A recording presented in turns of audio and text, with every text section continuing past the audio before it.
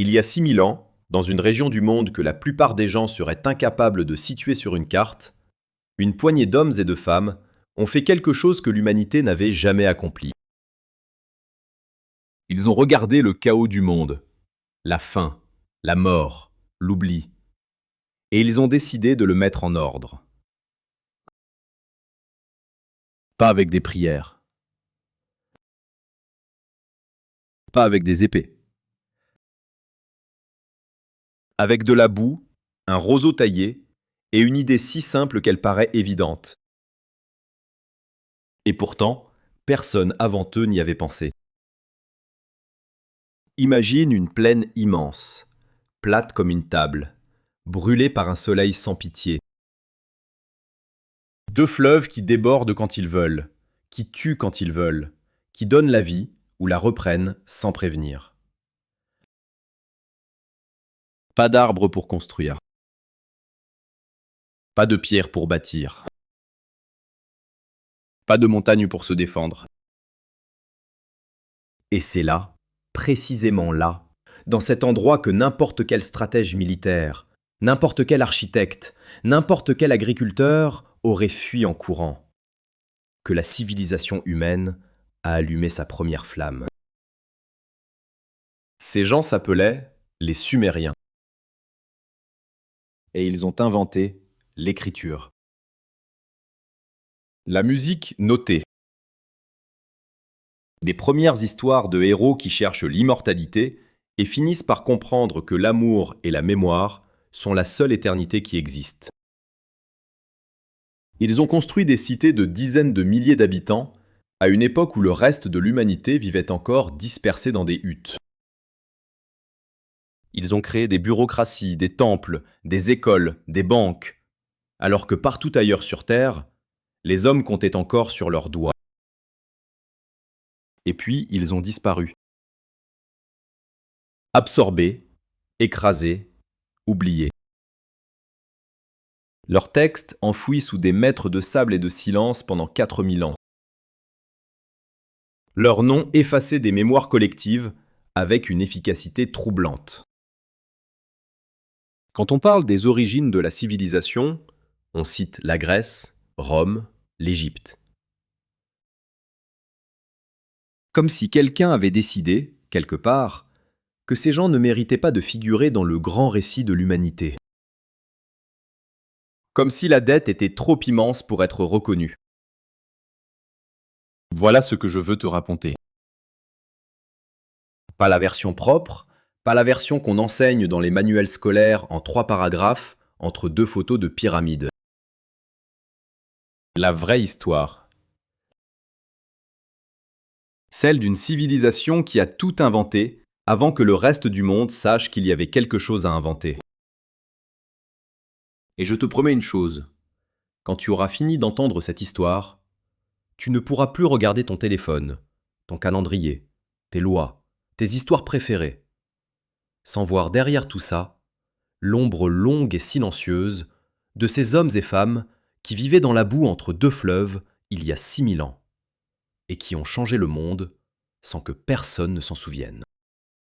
Avant Sumer, l'humanité ne construisait pas, elle endurait. Pendant des centaines de milliers d'années, les êtres humains ont vécu comme le reste des animaux, en suivant les troupeaux, en cherchant de l'eau, en fuyant les prédateurs, en mourant jeunes et en oubliant vite. Pas de ville, pas de loi, pas de mémoire collective. Juste la survie, répétée à l'infini, génération après génération, sans laisser la moindre trace. Si tu avais pu survoler la Terre il y a 10 000 ans, tu n'aurais vu aucune lumière la nuit. Rien. Une planète habitée par des millions d'êtres intelligents qui ne laissaient derrière eux que des eaux et du silence. Il y a environ 10 000 ans, quelque chose a changé. Pas partout, pas d'un coup, mais dans plusieurs endroits du monde, presque simultanément, des groupes humains ont commencé à faire quelque chose de révolutionnaire. Rester. Planter des graines et attendre qu'elles poussent. Construire des abris qui durent plus d'une saison. Apprivoiser des animaux pour ne plus avoir à les chasser. Cette transition que les historiens appellent la révolution néolithique a l'air simple depuis l'extérieur, mais elle représentait un pari existentiel énorme. Tu échanges la liberté du nomadisme contre la vulnérabilité de la sédentarité. Tu te lies à un morceau de terre.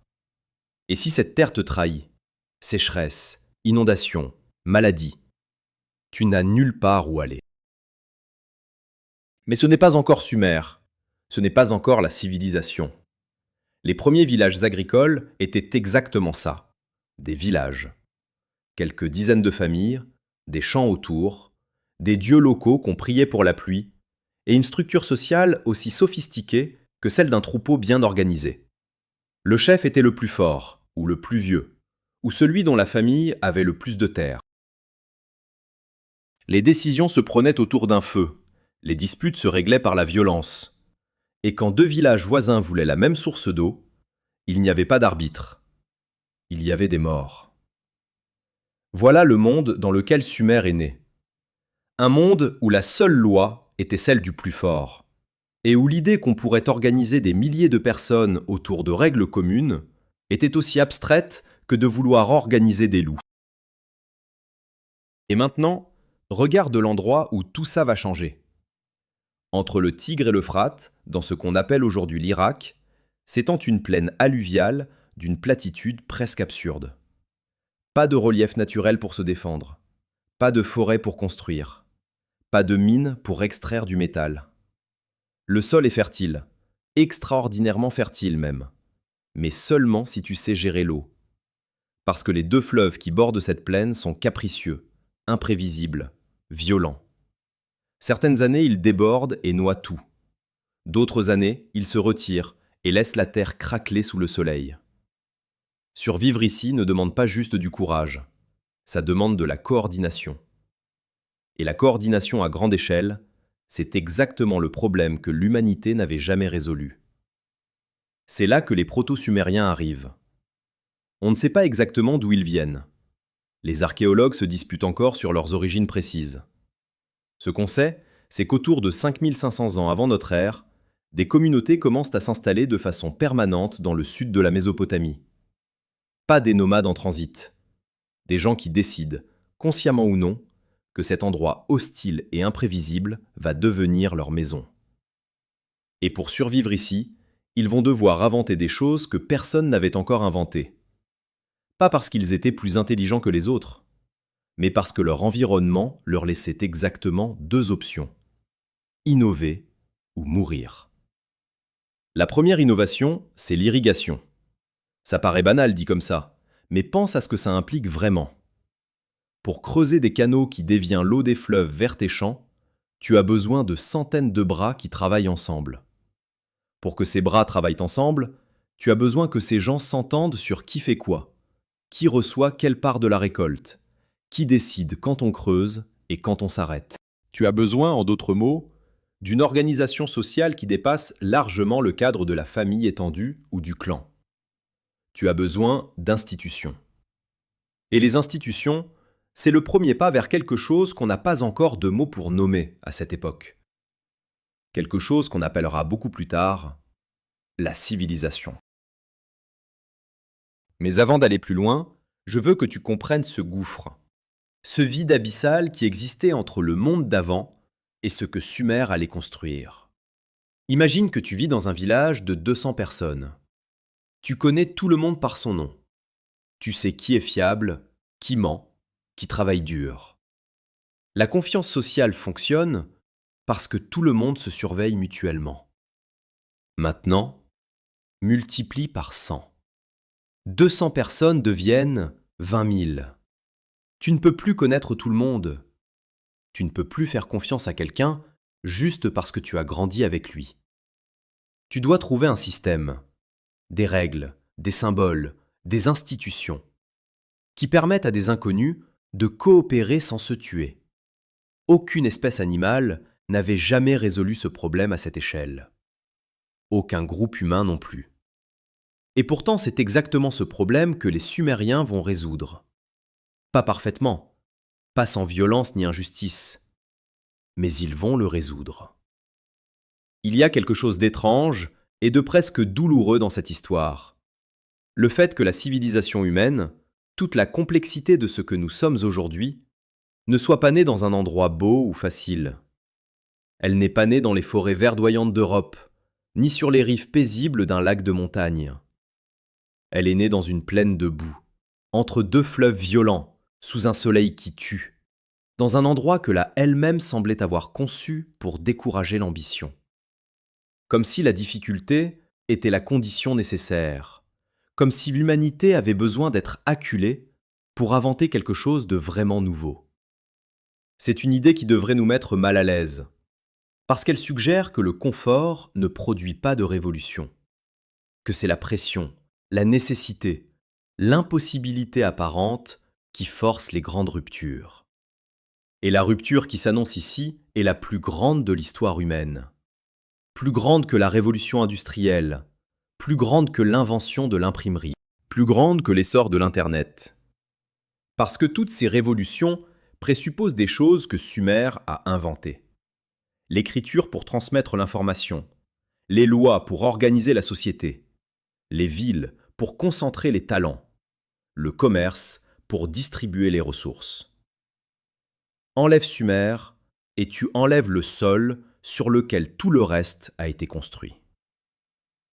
Mais il y a une question que je garde pour plus tard, une question qui va traverser toute cette histoire et que tu devrais commencer à porter dans ta tête dès maintenant. Si Sumer a vraiment tout inventé, si cette civilisation est le point de départ de tout ce que nous sommes, pourquoi est-ce que presque personne n'en parle?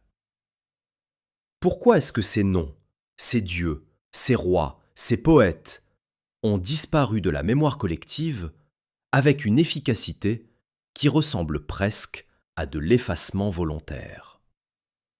La réponse à cette question est plus intéressante et plus troublante que tu ne le crois. Personne ne décide un matin de fonder une civilisation. Ça ne marche pas comme ça. Les grandes ruptures de l'histoire humaine ne ressemblent pas à des décisions conscientes prises autour d'une table.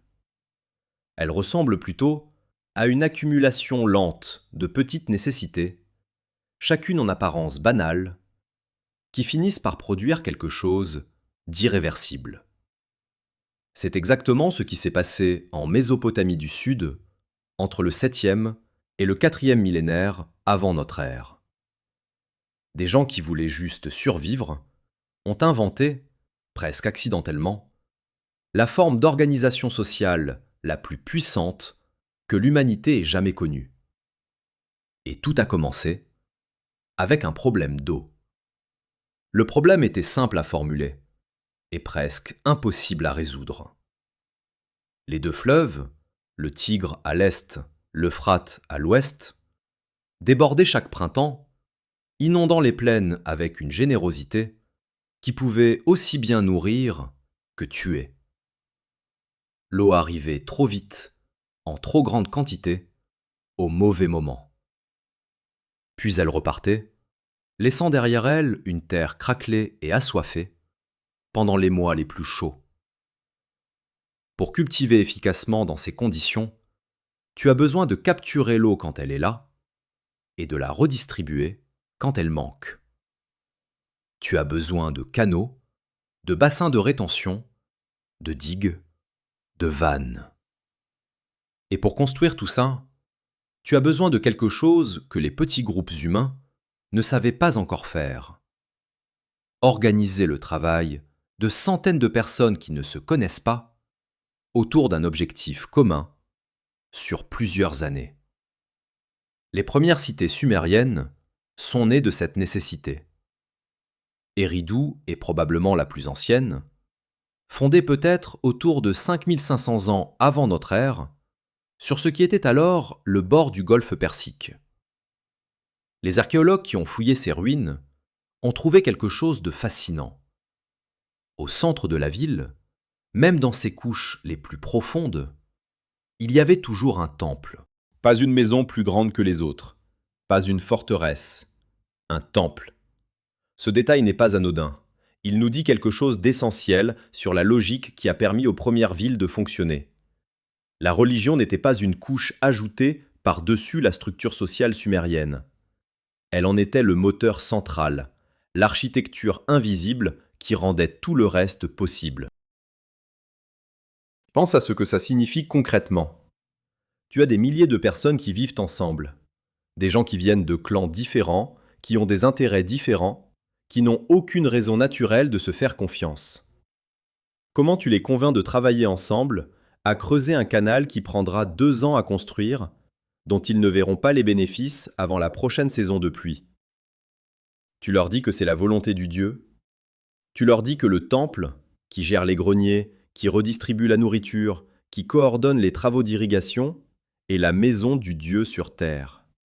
Et que si tout le monde coopère, le Dieu sera satisfait et les récoltes seront bonnes. C'est de la manipulation? Peut-être. Mais c'est aussi de la technologie sociale d'une sophistication remarquable. C'est la première solution que l'humanité ait trouvée au problème de la coopération à grande échelle. Uruk est l'exemple parfait de ce que cette logique pouvait produire.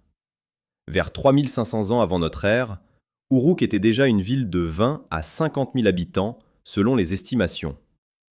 Pour te donner une idée de ce que ça représente, à la même époque, le reste de l'humanité vivait dans des villages de quelques centaines de personnes au maximum. Uruk n'était pas juste plus grande, elle était d'une fondamentalement différente. Elle avait des quartiers spécialisés, des artisans qui ne faisaient que de la poterie, ou que du métal, ou que du textile. Elle avait des marchés, des entrepôts, des archives. Elle avait une classe de scribes, des gens dont le seul travail était de gérer l'information. C'était une machine à traiter la complexité humaine à une échelle jamais atteinte auparavant. Mais revenons aux dieux, parce qu'ils sont inséparables de tout ça. Le panthéon sumérien n'était pas une collection de figures mythiques inventées pour expliquer le tonnerre ou les éclipses. C'était un système cohérent qui reflétait la structure du cosmos telle que les Sumériens la comprenaient. Anu, le dieu du ciel, régnait sur l'ordre cosmique. Enlil, le dieu du vent et de l'air, contrôlait le destin des hommes et des nations. Enki, le dieu des eaux douces et de la sagesse, était le protecteur de l'humanité, celui qui avait donné aux hommes les arts de la civilisation. Et Inanna est à part. Déesse de l'amour, de la guerre, du désir et du pouvoir, elle est le personnage le plus complexe et le plus fascinant de toute la mythologie sumérienne. Une figure qui n'obéit à personne, qui descend aux enfers et en revient, qui renverse les dieux mâles et prend ce qu'elle veut. Dans une société structurée par des hiérarchies rigides, inventer un personnage comme Inanna est un acte intellectuel extraordinaire. Ce qui se passe à Uruk et dans les autres grandes cités sumériennes, Ur, Nippur, Lagash, Kish, est une expérience sociale sans précédent. Pour la première fois dans l'histoire humaine, des étrangers complets vivent côte à côte, travaillent ensemble, échangent, se marient, se font confiance à travers des institutions plutôt qu'à travers des liens de sang. Le temple est le premier de ces mécanismes institutionnels. Mais il n'est pas le seul. Parce que quand tu as 20 000 personnes dans une ville, tu ne peux plus te souvenir de qui a donné quoi à qui. Tu ne peux plus gérer la distribution des ressources dans ta tête.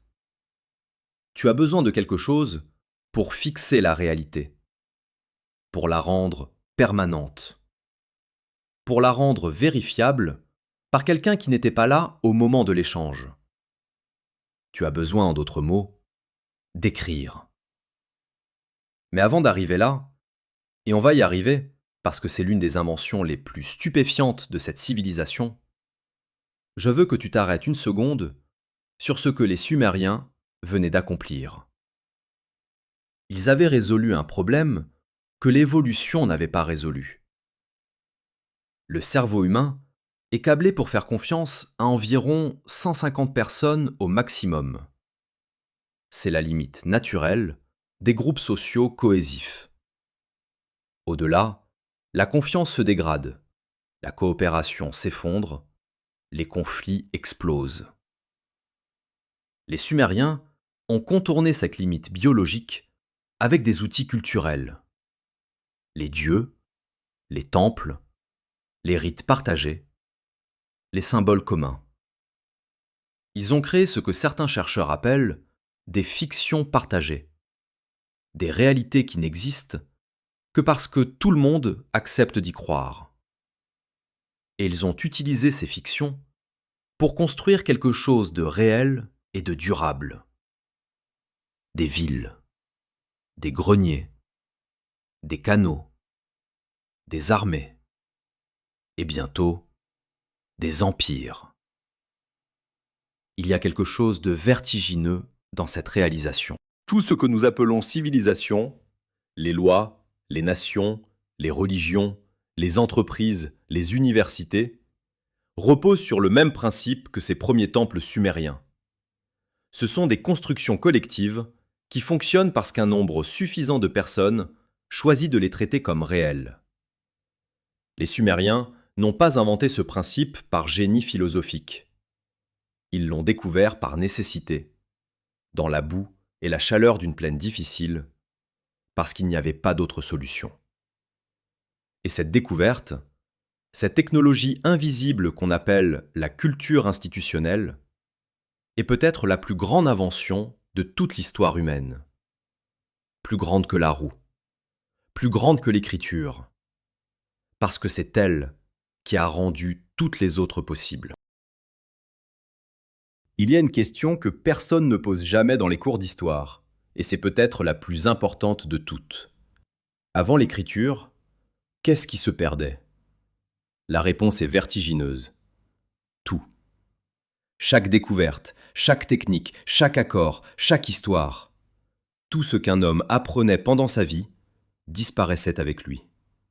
L'humanité recommençait perpétuellement depuis zéro, condamnée à réinventer les mêmes choses dans chaque génération, incapable d'accumuler le savoir comme on accumule des pierres pour construire un mur. Pendant 200 000 ans, l'espèce la plus intelligente de la planète a vécu sans mémoire collective. Et puis les Sumériens ont changé ça. Pas par inspiration divine, pas par coup de génie solitaire, par nécessité comptable. Voilà la vérité que personne ne te dit sur l'invention de l'écriture. Elle n'a pas été inventée pour raconter des histoires. Elle n'a pas été inventée pour capturer la poésie ou préserver la sagesse des anciens. Elle a été inventée pour compter des moutons. Les premiers textes écrits que nous ayons retrouvés, des tablettes d'argile datant d'environ 3300 ans avant notre ère, découvertes à Uruk, sont des reçus. Des listes d'inventaires, des registres de transactions commerciales, tant de jarres d'huile reçues du temple, tant de rations de grains distribuées aux ouvriers. C'est bureaucratique, c'est aride, c'est prosaïque. Et c'est l'une des choses les plus révolutionnaires que l'humanité ait jamais produites. Pense à ce que gérait le temple d'Uruk à son apogée. Des milliers de travailleurs à nourrir, des dizaines de champs à administrer, des flux entrants et sortants de centaines de marchandises différentes. Des contrats avec des marchands qui voyageaient jusqu'à l'Anatolie ou au golfe Persique. Des dettes qui s'étiraient sur plusieurs années. Tout ça, dans la tête d'un groupe de scribes, était simplement impossible à tenir. La mémoire humaine a des limites. Elle se trompe, elle oublie, elle déforme. Et dans un système économique de cette complexité, une erreur de mémoire pouvait signifier la famine pour des milliers de personnes ou la ruine pour un marchand. Il fallait un outil externe. Un outil qui ne dormait pas, qui ne mourait pas, qui ne pouvait pas être corrompu par le temps ou l'intérêt personnel. Il fallait l'écriture. Le système qu'ils ont développé s'appelle le cunéiforme, du latin cuneus qui signifie coin, parce que les scribes utilisaient un roseau taillé en biseau pour imprimer des marques en forme de clous dans des tablettes d'argile fraîche. Au début, c'était purement pictographique. Un dessin de tête de bœuf signifiait bœuf, un dessin de jarre signifiait jarre. Simple, efficace, mais limité. Tu ne peux pas dessiner une idée abstraite. Tu ne peux pas dessiner une action, une relation, un sentiment. Et rapidement, les besoins des scribes ont dépassé les capacités du système pictographique. Alors ils ont fait quelque chose de brillant. Ils ont commencé à utiliser les signes pour leur son plutôt que pour leur signification. Un dessin qui représentait une flèche, ti en sumérien, pouvait maintenant signifier aussi le son ti, et donc être utilisé dans d'autres mots contenant ce son. C'est le principe du rébus, et c'est le premier pas vers une écriture phonétique capable de noter n'importe quel mot, n'importe quelle idée, n'importe quelle nuance. Le cunéiforme a mis des siècles à se raffiner. Au début, seuls quelques scribes spécialisés le maîtrisaient, formés dans des institutions qu'on appelait Edouba, littéralement la maison des tablettes. Ces écoles sont elles-mêmes une invention sumérienne, et leur existence révèle quelque chose d'important. Pour la première fois, la transmission du savoir ne passait plus uniquement par la famille ou le clan. Elle passait par une institution spécialisée, ouverte, du moins théoriquement, à quiconque avait les capacités et les ressources pour y accéder. C'est le premier système d'éducation formelle de l'histoire humaine. Et les textes qui en sont sortis nous racontent ce que vivaient ces élèves. Les longues heures de copie, les punitions des maîtres sévères, la fierté d'avoir enfin maîtrisé les centaines de signes nécessaires. Des témoignages vieux de 4000 ans qui sonnent d'une façon troublante comme les plaintes d'un lycéen d'aujourd'hui. Mais une fois que l'écriture existait, quelque chose d'inattendu s'est produit. Les gens ont commencé à l'utiliser pour des choses que ses inventeurs n'avaient pas prévues. Les marchands l'ont utilisé pour rédiger des contrats, les rois l'ont utilisé pour proclamer des lois, les prêtres l'ont utilisé pour noter les rituels et les prières. Et quelqu'un, on ne sait pas qui, on ne saura jamais qui, a eu l'idée de l'utiliser pour capturer une histoire. Pour écrire pour la première fois ce que des gens ressentaient, ce qu'ils craignaient, ce qu'ils espéraient. Les premiers textes littéraires sumériens datent d'environ 2600 ans avant notre ère. Ce sont des hymnes à des dieux, des lamentations sur des villes détruites, des instructions de sagesse pratique. Et puis, quelques siècles plus tard, apparaît quelque chose qui va changer définitivement la de la littérature humaine. Mais ça, on en parlera en temps voulu. Ce qui m'importe ici, c'est la conséquence structurelle de l'écriture sur la civilisation sumérienne. Avant l'écriture, le pouvoir était fondé sur la force physique et la mémoire orale. Le chef était celui qui pouvait protéger le groupe et dont la parole était respectée parce que tout le monde l'avait entendu parler. Avec l'écriture, le pouvoir change de pran. Il devient documentaire. Un roi peut maintenant promulguer des lois qui s'appliquent même quand il est absent, même après sa mort.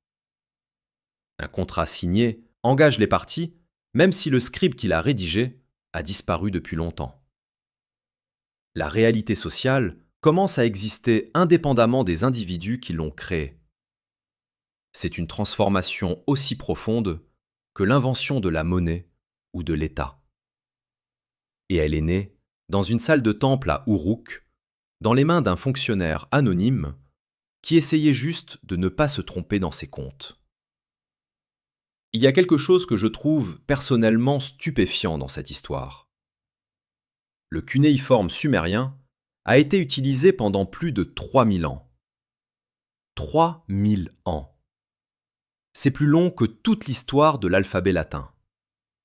Des dizaines de peuples différents, des Akkadiens, les Babyloniens, les Assyriens, les Hittites, les Perses, ont adopté ce système d'écriture inventé par les Sumériens, l'ont adapté à leur propre langue, l'ont transmis à leurs successeurs, et puis, vers le 1er siècle de notre ère, il a disparu. Les dernières tablettes cunéiformes que nous connaissons datent d'environ 75 ans avant notre ère. Après ça, le silence. L'écriture sumérienne est morte, et avec elle, la clé pour lire tout ce que cette civilisation avait voulu préserver. Il a fallu attendre le 19e siècle de notre ère et le travail acharné de déchiffreurs obsessionnels pour que ces textes recommencent à parler. Pour que les voix sumériennes, les comptables, les poètes, les amoureux, les rois, se remettent à raisonner, après 20 siècles de silence total. Ce que ces voix nous ont dit a changé notre compréhension de l'histoire humaine. Et on n'a probablement pas encore fini de les écouter. Vers 3200 ans avant notre ère, si tu avais voyagé depuis n'importe quel endroit du monde connu vers le sud de la Mésopotamie, tu aurais vu quelque chose qui t'aurait arrêté net. Une masse de construction, de murs, de fumées et de bruits, visibles de loin dans cette plaine plate et silencieuse. Pas un village, pas un camp. Quelque chose pour lequel tu n'aurais pas encore de mots. Uruk était, à cette époque, la plus grande agglomération humaine qui ait jamais existé sur Terre. Entre 40 et 80 000 habitants selon les estimations, et dans un monde où la ville suivante en importance en comptait peut-être 5 000, cette différence d'échelle était aussi vertigineuse que si tu comparais une fourmilière à un gratte-ciel. Uruk n'était pas juste une grande ville, c'était une rupture de catégorie. Mais ce qui est fascinant avec Uruk, ce n'est pas sa taille, c'est sa logique interne. Parce qu'une ville de cette dimension ne peut pas fonctionner par improvisation. Elle ne peut pas fonctionner sur la base de relations personnelles entre voisins ou de décisions prises au feeling par un chef charismatique. Elle exige des systèmes. Des flux organisés de nourriture, d'eau, de matériaux, de main-d'œuvre. Elle exige que des dizaines de milliers de personnes qui ne se connaissent pas acceptent de jouer chacune leur rôle dans une mécanique collective sans jamais en voir la totalité. Uruk était, pour reprendre une analogie qui te parlera peut-être, le premier système d'exploitation de l'histoire humaine. Un logiciel social capable de faire tourner une complexité que rien avant lui n'avait été conçu pour gérer. Au cœur d'Uruk, il y avait 2 complexes monumentaux dont les archéologues ont retrouvé les traces. Le premier était le district d'Anu, dédié au dieu du ciel, dominé par une grande terrasse en briques que certains appellent la Maison Blanche, à cause des traces de chaux blanches retrouvées sur ses murs. Le second était le district d'Eanna, consacré à Inanna, déesse de l'amour et de la guerre, et c'est là que se concentrait l'essentiel de la vie économique et administrative de la cité. Ces complexes n'étaient pas simplement des lieux de culte, ils fonctionnaient comme des centres de redistribution économique, des institutions qui collectaient les surplus agricoles des campagnes environnantes, les stockaient, les transformaient et les redistribuaient sous forme de rations aux artisans, aux ouvriers et aux fonctionnaires qui travaillaient pour la ville. C'était, en termes modernes, une combinaison de banques centrales, de ministères des Finances et de grandes surfaces alimentaires. La spécialisation du travail qu'Uruk a rendu possible est l'une de ses contributions les plus sous-estimées à l'histoire humaine. Dans un village de 200 personnes, tout le monde fait un peu de tout. Tu cultives, tu construis, tu chasses, tu soignes tes enfants, tu répares tes outils. La division du travail existe à peine. Mais dans une ville de 50 000 habitants, quelque chose de fondamentalement différent devient possible. Tu peux avoir des gens dont le seul travail est de fabriquer des poteries. D'autres dont le seul travail est de fondre du métal. D'autres qui ne font que tisser. D'autres qui ne font que tenir des comptes. Et quand des gens consacrent toute leur vie à une seule activité, ils deviennent extraordinairement bons à cette activité. Ils innovent. Ils transmettent leurs techniques à des apprentis. Ils accumulent un savoir-faire qui se perfectionne de génération en génération. La spécialisation, c'est le moteur de l'innovation technologique. Et Uruk en était le premier laboratoire à grande échelle. Les preuves archéologiques de cette spécialisation sont partout dans les ruines d'Uruk. Des quartiers entiers dédiés à la production de céramique industrielle, des milliers de bols standardisés produits à la chaîne avec une efficacité qui rappelle une usine moderne. Des ateliers métallurgiques avec des traces de cuivre fondu et de bronze naissant. Des entrepôts capables de stocker des quantités de grains qui dépassaient de loin les besoins immédiats de la population. Preuve d'une planification économique à long terme. Et partout, des tablettes. Des milliers de tablettes d'argile, couvertes de signes cunéiformes, enregistrant chaque transaction, chaque livraison, chaque ration distribuée. Uruk était une ville qui se regardait elle-même fonctionner. qui documentait son propre métabolisme en temps réel. C'était quelque chose d'absolument nouveau dans l'histoire humaine. Mais Uruk ne s'est pas contenté de révolutionner l'intérieur de ses murs. Elle a rayonné. À son apogée, entre 3500 et 3000 ans avant notre ère, une période que les archéologues appellent l'expansion d'Uruk, la culture sumérienne s'est répandue sur une zone immense, de l'Anatolie au nord jusqu'au golfe Persique au sud, de la côte méditerranéenne à l'ouest jusqu'aux plateaux iraniens à l'est. Pas nécessairement par la conquête militaire, plutôt par ce qu'on pourrait appeler la contamination culturelle. Les marchands d'Uruk voyageaient loin pour se procurer les ressources que la Mésopotamie du Sud ne possédait pas. Le bois, la pierre, les métaux. Et partout où ils allaient, ils apportaient avec eux leur technique, leur système d'écriture, leur architecture, leur style artistique. Des colonies commerciales sumériennes ont été retrouvées jusqu'en Turquie actuelle. C'était, en miniature, le premier réseau commercial mondial de l'histoire. Il y a un parallèle que je ne peux pas m'empêcher de faire. Ce qu'Uruk a fait au 4e millénaire avant notre ère, concentrer les talents, spécialiser le travail, créer des institutions de redistribution, construire des réseaux commerciaux longue distance, c'est exactement ce que font aujourd'hui les grandes métropoles mondiales. New York, Londres, Shanghai ne sont pas juste de grandes villes. Ce sont des machines à produire de l'innovation, exactement comme Uruk l'était. La logique est identique.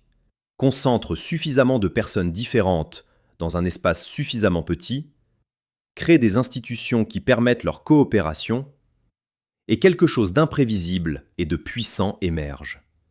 Uruk a découvert cette formule il y a 5500 ans. Nous l'utilisons encore. Nous avons juste changé les briques d'argile pour du béton et le dieu du temple pour la bourse de commerce. Pourtant, et c'est ce qui me fascine le plus dans l'histoire d'Uruk, cette ville extraordinaire a décliné. Vers 2900 ans avant notre ère, l'expansion sumérienne s'est contractée. Les colonies lointaines ont été abandonnées.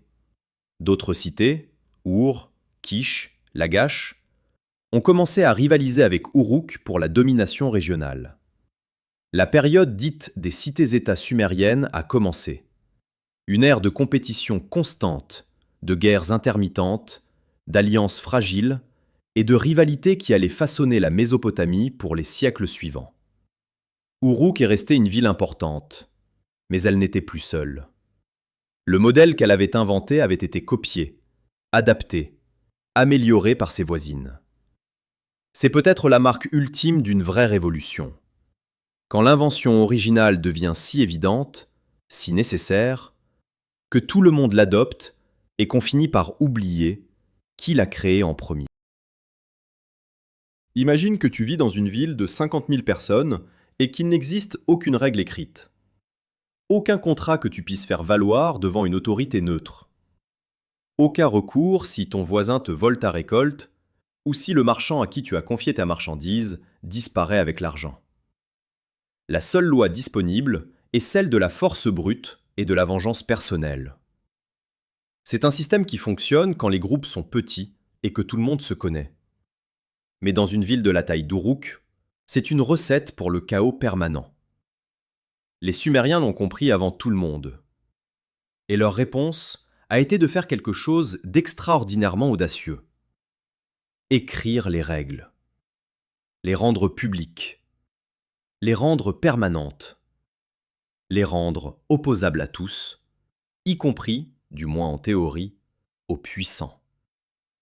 Le code d'Ur-Nammu, rédigé autour de 2100 ans avant notre ère sous le règne du roi Ur-Nammu de la 3e dynastie d'Ur, est le plus ancien code de loi connu que nous ayons retrouvé.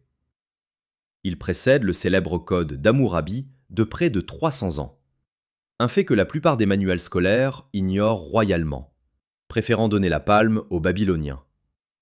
Ce code sumérien fixait des peines pour des crimes précis: le meurtre, le vol, le viol, le faux témoignage. Mais ce qui est vraiment remarquable, c'est son préambule. Ur-Nammu ne justifie pas ses lois par sa seule volonté royale.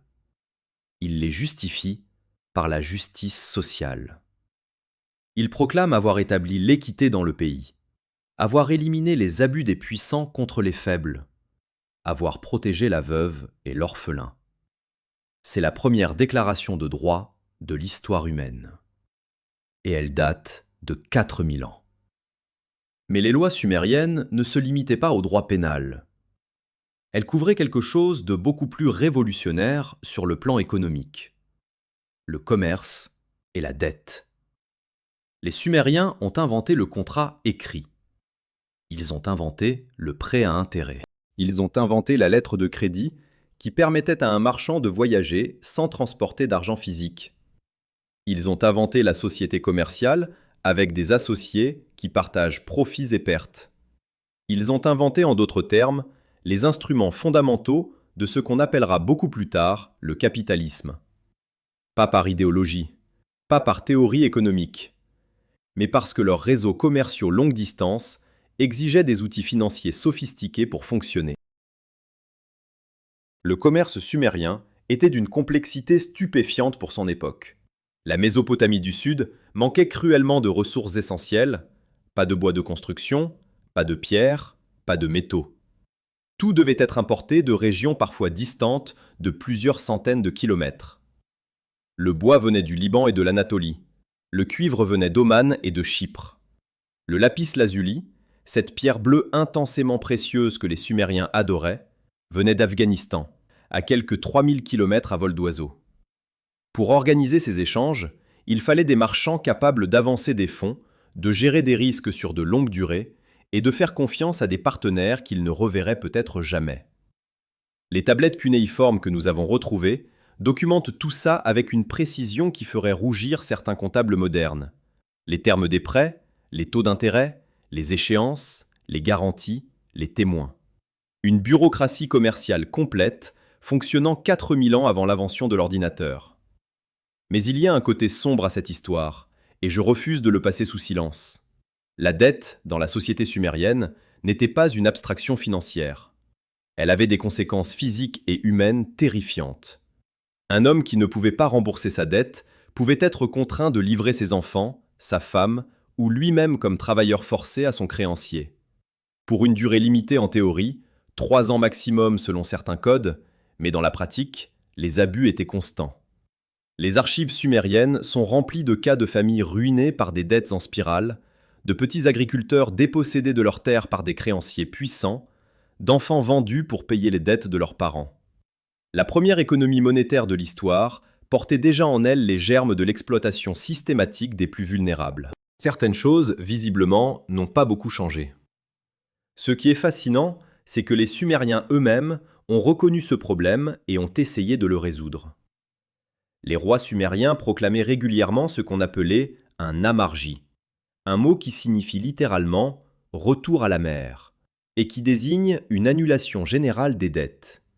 Toutes les dettes effacées, tous les travailleurs forcés libérés, toutes les terres confisquées pour dette restituées à leurs propriétaires originaux. C'était une remise à zéro périodique du système économique, conçue pour éviter que les inégalités ne deviennent trop explosives. L'amarji sumérien est le plus ancien exemple connu d'annulation de dettes dans l'histoire humaine. Et le mot amarji lui-même, ce mot vieux de 4500 ans, est devenu le symbole choisi par certains mouvements pour la liberté économique au XXe siècle. Le premier mot écrit pour signifier liberté dans l'histoire humaine parlait de dette. Réfléchis à ce que ça dit de nos priorités fondamentales en tant qu'espèce. Le système de mesure et de monnaie que les Sumériens ont développé mérite lui aussi qu'on s'y attarde. Ils n'avaient pas de pièces de monnaie au sens strict. Ça viendra plus tard, avec les Lydiens. Mais ils avaient quelque chose de fonctionnellement équivalent, le cycle d'argent, une unité de poids standardisée qui servait de référence universelle pour valoriser les échanges. Un esclave valait tant de cycles, une maison valait tant, une jarre d'huile tant. Ce système de valeurs abstrait et standardisé, cette capacité à exprimer des choses fondamentalement différentes dans une unité commune, est le fondement de toute économie de marché. Les Sumériens l'ont inventé Parce qu'ils en avaient besoin. Parce qu'un marchand qui transporte du lapis-lazuli depuis l'Afghanistan et veut l'échanger contre du grain mésopotamien ne peut pas négocier à l'aveugle. Il a besoin d'un étalon commun. Il a besoin d'un prix. Je veux que tu prennes un moment pour mesurer l'absurdité de ce que nous venons de traverser ensemble. Les contrats, les prêts, les sociétés commerciales, les lois écrites, la protection des plus faibles contre les plus forts, l'annulation des dettes, les unités monétaires standardisées. Tout ça existait déjà en Mésopotamie entre 3000 et 2000 ans avant notre ère. Quand on parle d'innovation financière aujourd'hui, quand on débat de régulation bancaire ou d'annulation de dettes étudiantes, on rejoue des débats qui ont déjà eu lieu dans des cours de temple sumériennes, notés sur des tablettes d'argile par des scribes anonymes. Les problèmes sont identiques. Les tensions sont identiques. Nous avons simplement changé les noms des acteurs et la dénomination de la monnaie. Si ça ne te donne pas le vertige, écoute encore un peu. Parce que les Sumériens avaient aussi quelque chose à dire sur les dieux, le pouvoir et la humaine. Et c'est là que ça devient vraiment troublant. Il y a une erreur que les gens modernes commettent systématiquement quand ils regardent les religions anciennes. Ils les traitent comme des superstitions naïves. Comme si des gens moins intelligents que nous avaient inventé des histoires de Dieu pour expliquer ce qu'ils ne comprenaient pas. La foudre, les crues, les maladies. Et qu'avec là, on avait simplement rangé ces fables au placard. C'est une lecture condescendante et surtout complètement à côté de la vérité. La religion sumérienne n'était pas une tentative maladroite d'expliquer là.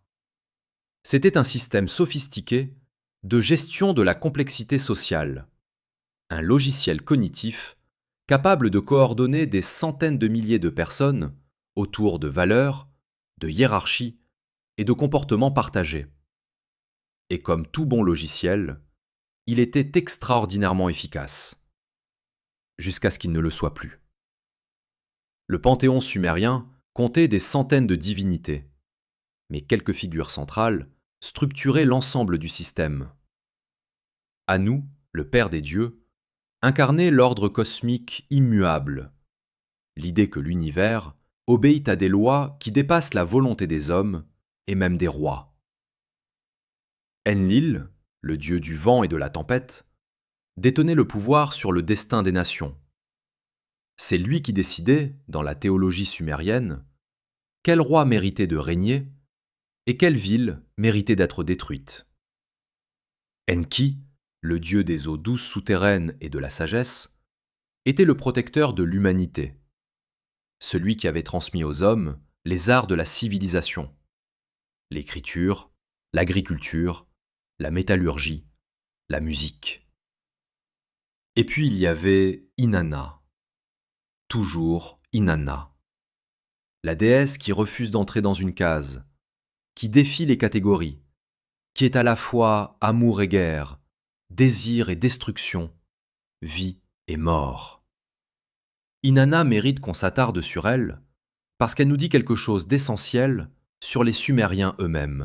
Dans une société rigidement hiérarchisée, où chaque personne avait une place assignée et des rôles prédéfinis, inventer une déesse qui transgresse toutes les frontières était un acte intellectuel extraordinaire.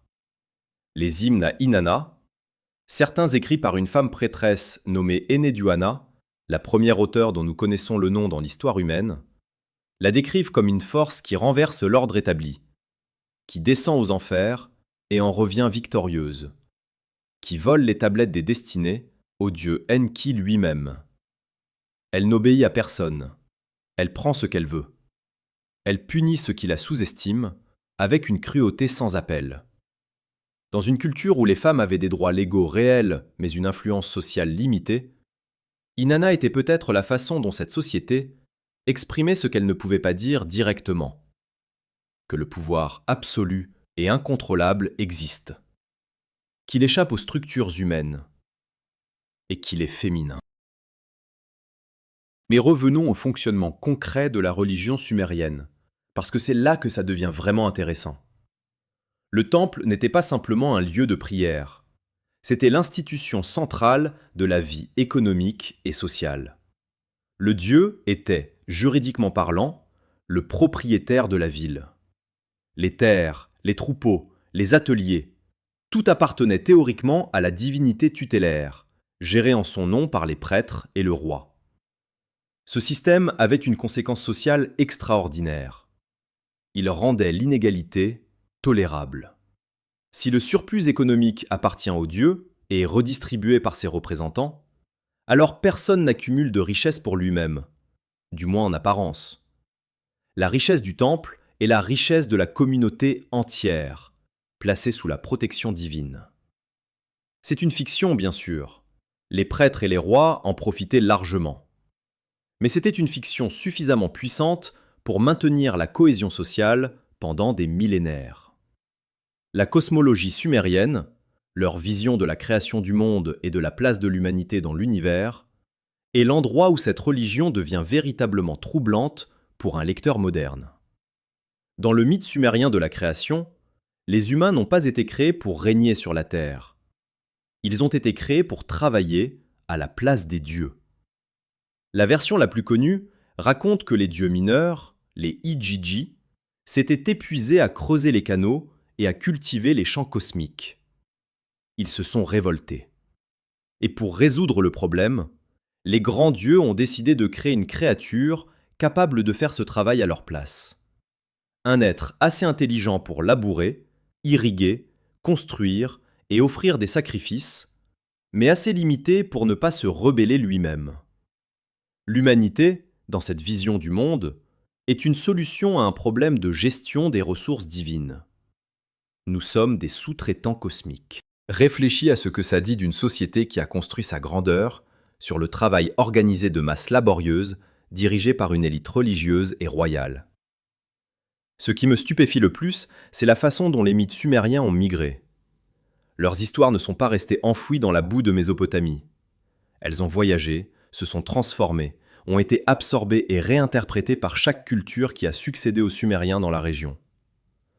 Le mythe du déluge sumérien, l'histoire d'un homme pieux averti par les dieux d'une inondation catastrophique qui construit un bateau pour sauver sa famille et les animaux, précède le récit biblique de Noé de plus de 1000 ans. Les similitudes ne sont pas une coïncidence, elles sont une filiation directe.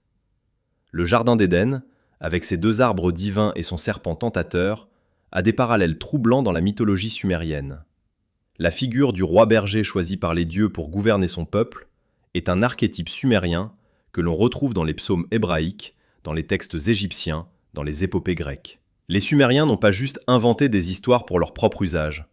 Ils ont inventé la grammaire narrative que l'Occident utilise encore aujourd'hui pour parler de la création, du mal, du salut et de la mort. Il y a un détail que je veux que tu gardes en tête parce qu'il va revenir plus tard. Dans la théologie sumérienne, les dieux n'étaient pas immortels au sens où on l'entend parfois. Ils pouvaient mourir. Ils pouvaient être vaincus. Ils pouvaient descendre aux enfers.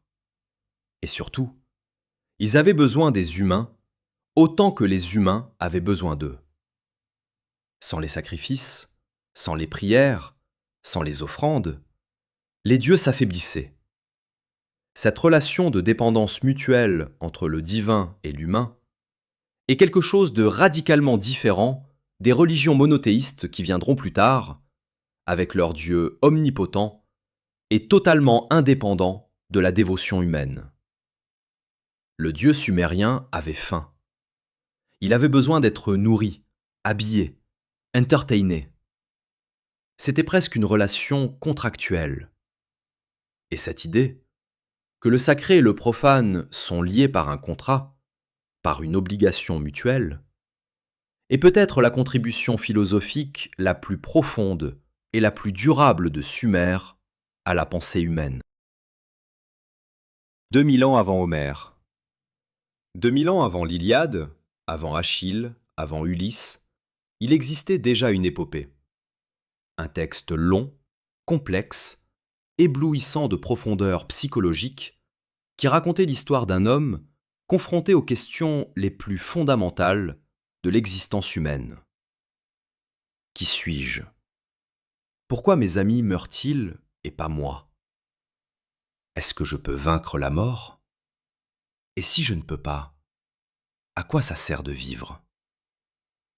Ces questions ont été posées pour la première fois par écrit dans l'épopée de Gilgamech, gravée sur des tablettes d'argile en cunéiforme sumérien, il y a environ 4200 ans. Et ce qui me coupe le souffle, c'est que ces questions n'ont toujours pas de réponse. Nous les posons encore, avec les mêmes mots, la même douleur, la même urgence désespérée. Gilgamech était un roi historique. Les archéologues pensent qu'il a réellement existé, vers 2700 ans avant notre ère, comme souverain de la cité d'Uruk. Mais très rapidement après sa mort, il est devenu quelque chose d'autre. Une figure mythique. Un demi-dieu, fils d'une déesse et d'un roi mortel, doté d'une force surhumaine et d'une beauté extraordinaire. L'épopée qui porte son nom a été composée, remaniée et enrichie pendant des siècles avant d'atteindre sa forme la plus complète sous la plume d'un scribe babylonien nommé Sinleki-Unini vers 1300 ans avant notre ère. C'est lui qu'on considère comme le premier auteur nommé d'une œuvre littéraire longue de l'histoire humaine. Après Enheduanna, qui écrivait des hymnes 2 siècles avant lui. L'histoire de la littérature commence à Sumer. Elle commence avec 2 noms que presque personne ne connaît. L'histoire de Gilgamech commence comme celle de presque tous les grands héros, avec un problème de caractère. Gilgamech est le roi le plus puissant du monde, et il le sait trop bien. Il est arrogant, violent, incontrôlable. Il opprime son propre peuple. Il abuse de son pouvoir avec une brutalité que l'épopée ne cherche pas à minimiser. Les habitants d'Uruk crient vers les dieux et demandent qu'on leur envoie quelqu'un capable de contenir ce roi incontrôlable. Et les dieux répondent en créant Enkidu, un être sauvage, élevé parmi les animaux, aussi fort que Gilgamech, mais fondamentalement différent de lui. Brut, naturel, sans les corruptions de la civilisation. Les deux se rencontrent, se battent, et deviennent les meilleurs amis du monde. Ce moment, 2 hommes radicalement différents qui trouvent dans leur complémentarité quelque chose qu'aucun des deux ne pourrait atteindre seul, est décrit dans l'épopée avec une tendresse et une intensité émotionnelle qui n'ont rien à envier aux meilleures scènes de la littérature moderne.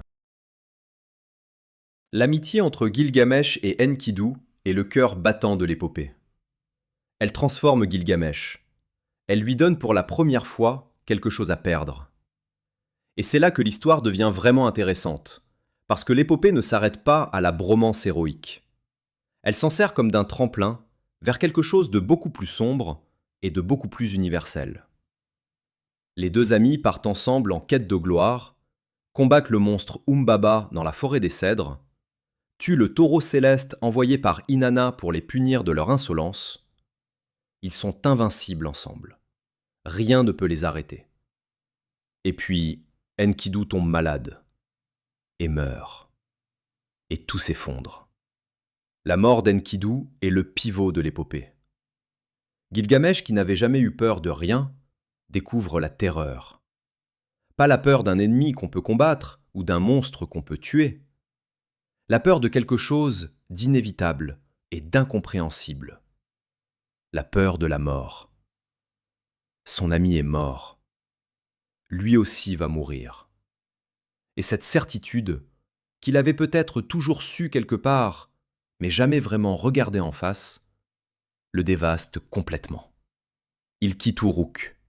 Il erre dans le désert comme un animal. Il refuse de se laver, de s'habiller, de se comporter en roi. Il est brisé d'une façon que ses victoires passées n'auraient jamais pu produire. Et il décide de faire quelque chose que personne n'avait jamais accompli. Trouver le secret de l'immortalité. La quête de Gilgamech l'emmène au bout du monde connu. Il traverse les montagnes où se couche le soleil, navigue sur les eaux de la mort, et finit par trouver Utanapishti, l'unique être humain que les dieux aient rendu immortel après le grand déluge. C'est ici que l'épopée nous donne son coup de théâtre le plus dévastateur. Gilgamesh demande le secret de la vie éternelle. Et Utanapishti lui répond, en substance, que les dieux ont gardé la mort pour les humains et la vie pour eux-mêmes, que c'est l'ordre du monde et qu'il n'y a rien à faire. Mais par compassion, ou par cruauté selon comment tu le regardes, il lui révèle l'existence d'une plante au fond de la mer qui peut au moins rendre la jeunesse. Gilgamesh plonge, trouve la plante, remonte victorieux. Et sur le chemin du retour, pendant qu'il dort, un serpent sort de l'eau et la lui vole. Le serpent s'éloigne en muant sa peau, symbole de renouveau, pendant que Gilgamesh se réveille les mains vides et s'assied sur le sol pour pleurer. Il rentre à Uruk. Sans immortalité, sans plante magique, sans victoire. Et là, dans les dernières lignes de l'épopée, quelque chose de magnifique se produit. Gilgamesh regarde les murs de sa ville. Ces murs épais, bien construits, qui protègent son peuple. Ses temples, ses rues, ses jardins. Et il comprend quelque chose que sa quête désespérée l'avait empêché de voir. Que l'immortalité n'est pas dans le corps. Elle est dans ce qu'on construit, dans ce qu'on laisse derrière soi. Dans les murs d'Uruk, dans les tablettes où son histoire est gravée, dans la mémoire de ceux qui viendront après lui. C'est la conclusion de la plus vieille histoire du monde. Et c'est une conclusion que Homère reprendra, que les Grecs reprendront, que Shakespeare reprendra, que chaque grand récit sur la condition humaine reprendra, sous une forme ou une autre, depuis 4000 ans. Mais voilà ce qui me hante dans cette histoire. L'épopée de Gilgamesh a été enterrée pendant 20 siècles. Les tablettes dormaient sous des mètres de sable irakien complètement oubliés, pendant que l'humanité réinventait les mêmes questions dans d'autres langues et d'autres cultures, persuadée d'être la première à les poser. Ce n'est qu'au XIXe siècle de notre ère qu'un archéologue britannique a déterré les tablettes de Ninive et qu'un déchiffreur nommé George Smith a reconstitué l'histoire. Quand il a réalisé ce qu'il lisait, une version du déluge biblique vieille de 1000 ans avant la Genèse, il s'est levé en plein milieu du British Museum, a commencé à se déshabiller et à courir dans tous les sens. Les témoins ont rapporté qu'il semblait avoir perdu la tête. Il n'avait pas perdu la tête. Il venait juste de comprendre que l'histoire humaine était beaucoup plus longue et beaucoup plus riche que tout ce qu'on avait cru jusqu'alors. Cette réaction, ce vertige devant la profondeur du temps humain, est exactement ce que je veux que tu ressentes en ce moment. Les empires ne meurent pas d'un coup. C'est le mensonge que l'histoire aime raconter. Une grande bataille, un roi vaincu, une ville en flammes, et puis le rideau tombe. La réalité est toujours plus lente, plus complexe, plus douloureuse. Sumer n'a pas été détruite en un jour. Elle s'est fragmentée, affaiblie, absorbée sur des siècles, rongée de l'intérieur par des contradictions qu'elle ne t'avait jamais réussi à résoudre, et frappée de l'extérieur par des forces qu'elle n'avait pas vues venir. Sa chute est une leçon d'une brutalité remarquable sur la fragilité de tout ce que les hommes construisent, et sur le fait que la sophistication d'une civilisation ne la protège pas de l'effondrement. Parfois, elle l'y prépare. Le premier signe de fragilité structurelle de Sumer était inscrit dans sa géographie même. Les cités-États sumériennes, Uruk, Ur, Kish, Lagash, Nippur, Umma, n'ont jamais réussi à s'unifier durablement sous une autorité commune. Elles coopéraient, quand elles y étaient forcées par une menace extérieure, et se déchiraient le reste du temps dans des guerres intermittentes pour le contrôle des canaux d'irrigation, des routes commerciales et du prestige religieux. Ces guerres n'étaient pas de simples escarmouches de voisinage. Elles étaient destructrices, coûteuses en vie et en ressources, et elles épuisaient lentement la capacité productive de la région.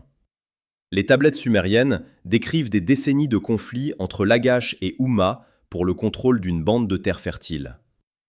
Des générations entières ont vécu et sont mortes dans cette guerre de voisinage sans fin. Pendant ce temps, à l'horizon, d'autres puissances observaient et attendaient. La première grande rupture est venue de l'intérieur du monde sémitique.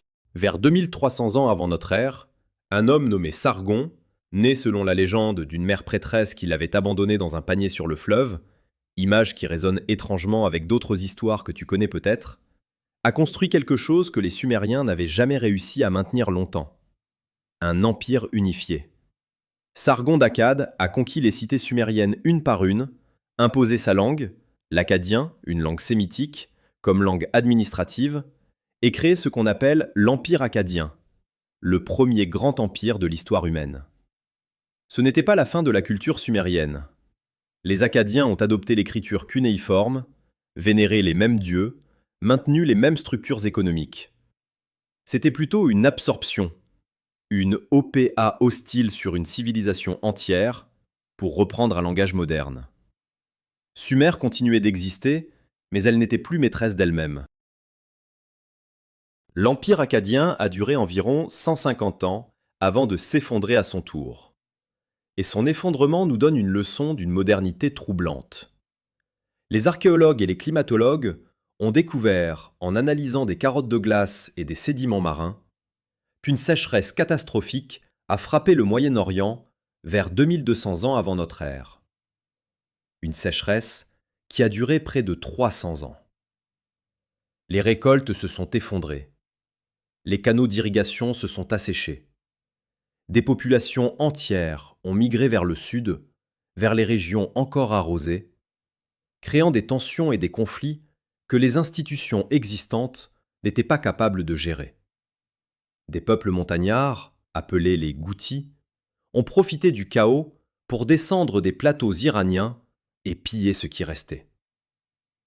L'empire akkadien s'est dissous comme du sel dans l'eau. Et une fois de plus, les cités sumériennes se sont retrouvées seules, affaiblies, face à un monde de plus en plus hostile. Il y a eu une renaissance. C'est important de le dire, parce que l'histoire de Sumer n'est pas une ligne droite vers le déclin. Vers 2100 ans avant notre ère, la troisième dynastie d'Ur a produit ce que certains historiens considèrent comme l'apogée de la culture sumérienne classique. Ur-Nammu, le roi qui a codifié les premières lois écrites, a également lancé un programme monumental de construction. Sa ziggourate d'Ur, une tour à gradins massive, dédiée au dieu lunaire Nana, est encore partiellement debout aujourd'hui, dans le désert irakien actuel, comme un point levé contre le temps. Cette période a vu fleurir la littérature, la musique, les mathématiques, une administration centralisée d'une efficacité remarquable. C'était le dernier grand feu de Sumer, brillant, intense et terriblement bref. Parce que les pressions ne s'arrêtaient pas. À l'ouest, un peuple nomade appelé les Amorites commençait à infiltrer la Mésopotamie, s'installant d'abord dans les marges, puis de plus en plus profondément dans les terres sumériennes. Pas une invasion massive et soudaine, quelque chose de plus insidieux, une infiltration progressive, une dilution lente. Les Amorites adoptaient la culture sumérienne tout en la transformant de l'intérieur. Leurs rois prenaient des noms sumériens et des titres sumériens, mais parlaient leur propre langue et apportaient leur propre tradition. Simultanément, à l'est, un autre peuple, les Élamites, venus du plateau iranien, lançait des raids de plus en plus profonds dans le cœur de la Mésopotamie. Vers 2004 ans avant notre ère, ils ont saccagé Ur, la capitale de la Renaissance sumérienne. Les textes qui décrivent cet événement sont parmi les plus poignants de toute la littérature ancienne. Des lamentations sur la destruction de la ville, sur les cadavres dans les rues, sur les dieux qui ont abandonné leur temple. Une voix qui pleure sur des ruines, gravées dans l'argile, et qui résonne comme quelque chose d'étrangement familier. Après la chute d'Ur, le sumérien a cessé d'être une langue parlée. Il a survécu pendant encore des siècles comme langue savante et liturgique, un peu comme le latin dans l'Europe médiévale, utilisé par les scribes et les prêtres pour les textes religieux et les grandes cérémonies. Mais dans les rues, dans les marchés, dans les maisons, on parlait akkadien, puis babylonien, puis d'autres langues encore. La culture sumérienne s'est dissoute dans ses héritières, comme un colorant dans l'eau, invisible en tant que substance distincte, mais présente partout, teintant tout ce qu'il a absorbé. Les Babyloniens qui ont construit l'un des empires les plus puissants du monde antique étaient, culturellement parlant, des Sumériens qui ne le savaient plus. Ils utilisaient leur écriture, priaient leurs dieux sous d'autres noms, récitaient leurs histoires en croyant les avoir inventées. Ce qui me frappe le plus dans cette chute, c'est son absence de moments dramatiques uniques. Pas de bataille décisive, pas de roi capturé en grande pompe, pas de ville réduite en cendres en une nuit. Juste une lente dissolution, une absorption progressive, un effacement par substitution. Sumer n'a pas été vaincue, elle a été digérée. Et cette façon de mourir, non pas en combattant, mais en étant absorbée, transformée, réinterprétée jusqu'à l'invisibilité, est peut-être la plus courante dans l'histoire des civilisations. C'est aussi la plus difficile à voir venir, parce que jusqu'au dernier moment, tout semble continuer. Les temples sont encore debout, les marchés fonctionnent encore, les scribes copient encore les vieux textes. Et puis un jour, plus personne ne sait lire ces textes. Plus personne ne se souvient de qui les a écrits. Et une civilisation entière glisse dans l'oubli, emportant avec elle 4000 ans de mémoire humaine. Prends ton téléphone. Regarde l'heure. 60 secondes dans une minute. 60 minutes dans une heure. 24 heures dans une journée. Tu n'as jamais questionné ce système. Personne ne te l'a jamais expliqué. Il est là, aussi naturel que la gravité, aussi évident que le fait que le soleil se lève à l'est. Ce système de mesure du temps, le système sexagésimal, basé sur le nombre 60, a été inventé par les Sumériens. Il y a plus de 4000 ans. Dans une plaine de boue entre deux fleuves que la plupart des gens seraient incapables de situer sur une carte, le cercle que tu divises en 360 degrés pour naviguer, pour construire, pour mesurer les étoiles, c'est sumérien. La semaine de 7 jours, c'est mésopotamien. Le calendrier lunaire, qui structure encore aujourd'hui les fêtes religieuses de la moitié de l'humanité, c'est sumérien. Tu vis à l'intérieur d'une architecture temporelle construite par des gens dont tu ne sais pas le nom. Mais ce n'est que le début. Les mathématiques sumériennes nous ont donné des outils qui semblent abstraits, jusqu'à ce qu'on comprenne ce qu'ils permettent. Leur système de numération positionnelle, l'idée que la valeur d'un chiffre dépend de sa position dans le nombre, est le fondement de toute arithmétique moderne. Sans ce principe, pas d'algèbre, pas de calcul différentiel, pas de physique quantique, pas d'informatique. Les algorithmes qui font tourner le moteur de recherche que tu utilises pour trouver des réponses à tes questions reposent sur des principes mathématiques dont la généalogie remonte directement aux scribes des temples d'Uruk qui comptaient des jarres d'huile. C'est une chaîne ininterrompue de 4500 ans. Et chaque maillon de cette chaîne a oublié le précédent. La médecine. Les premiers textes médicaux connus de l'histoire humaine sont sumériens. Des tablettes qui décrivent des symptômes, proposent des diagnostics, prescrivent des traitements, certains à base de plantes dont l'efficacité a été confirmée par la pharmacologie moderne.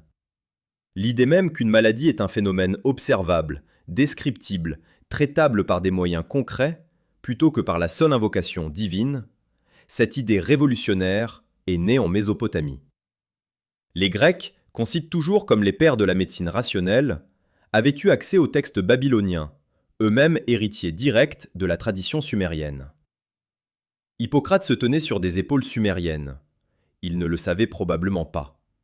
Ou peut-être qu'il préférait ne pas le dire. Les lois. L'idée qu'une société peut être gouvernée par des règles écrites, publiques, applicables à tous, y compris aux puissants, est une invention sumérienne.